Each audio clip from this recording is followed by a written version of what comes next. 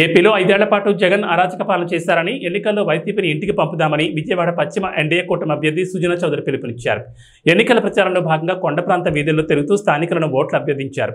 ప్రజలకు సూపర్ 6 పథకాలు, ఎన్డీఏ ఇస్తున్న హామీలపై అవగాహన కల్పించారు. కూటమి అధికారంలోకి వచ్చిన వెంటనే ప్రతి కుటుంబానికి లబ్ధి చేకూరేలా పథకాలను అమలు చేస్తామని తెలిపారు. అవగాహన చేసుకోవడానికి మొదలు పెట్టాము. ఇక్కడ ప్రజలందరూ కూడా చాలా ఆశలో ఉన్నారు. ఎప్పుడు ఎలక్షన్స్ వస్తాయా, ఎప్పుడు ప్రభుత్వం మార్చాలా అనే పని మీదే ఉన్నారు. ఇక్కడ కమలము సైకిల్ కమలం గుర్తుకే ఓటేస్తామని చెప్పి అందరూ చెప్తా ఉన్నారు. ఇక్కడ సమస్యలు చూస్తూ ఉంటే మంచినీరు సరిగ్గా లేవు. మంచినీరు, డ్రైనేజ్ వాటర్ రెండు మిక్స్ అయిపోతున్నాయి.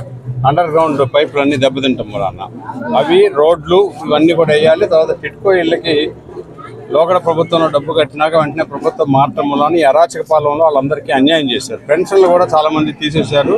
వాటన్నిటినీ కూడా సరిచేసే దిశగా ఎన్డీఏ ప్రభుత్వం ఇక్కడ వస్తుంది, ఢిల్లీలో వస్తుంది. రెండింటిని కలిపి వీళ్ళ జీవన ప్రమాణాలన్నీ మార్చాలనే ఉద్దేశంతో మేము చెబుతున్నాం. వణికిపోతా ఉన్నారు. అందరు ఎఫెక్ట్ ఉంటుంది.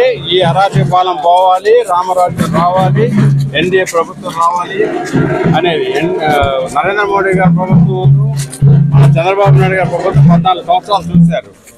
లాస్ట్ టైం ఏంటంటే ఏదో గ్రహపాటో పొరపాటున అలా జరిగింది. ఇక ఈసారి అందరూ ప్రజలు వచ్చింది, ఒకసారి జ్ఞానోదయం కలిగింది అని అనుకుంటున్నారు.